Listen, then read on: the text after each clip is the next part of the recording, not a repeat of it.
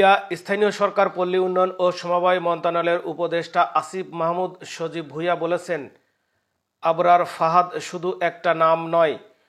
আবরার ফাহাদ আমাদের আগ্রাসন বিরোধী লড়াইয়ের একটা জার্নি, এবং সেই জার্নির একটা অন্যতম অর্জন হচ্ছে জুলাইয়ের গণ অভ্যুত্থান।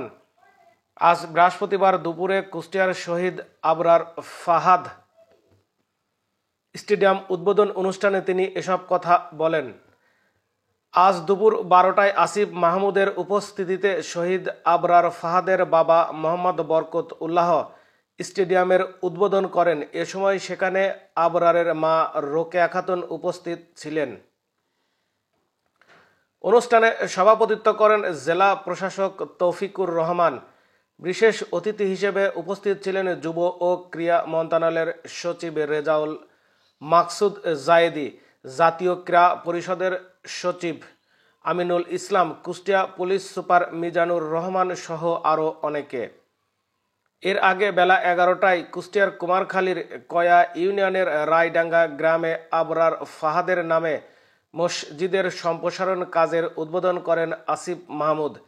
এ সময় তিনি আবরার ফাহাদের কবর জিয়ারত করেন।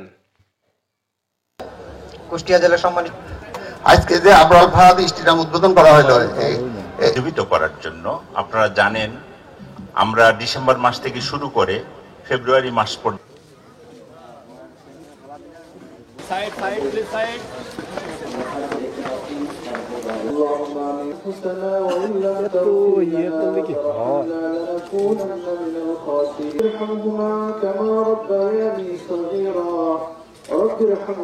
রব্বুল আলামিন আল্লাহ তাআলা পবিত্র রমজান মাস তাআলা তুমি গফুরুর রহিম, রহমানুর রহিম, তুমি আজিজ। পরিবার পরিজন যারা আছেন সবাইকে সালাম জানিয়ে তৌফিক দান করে দাও। সে ভাতৃত্ব আল্লাহ যাতে সুন্দর গতির দিকে আগায় সেই তৌফিক তুমি দান করে দাও আল্লাহ তাআলা। বর্তমান সরকার আলহামদুলিল্লাহি রাব্বিল আলামিন।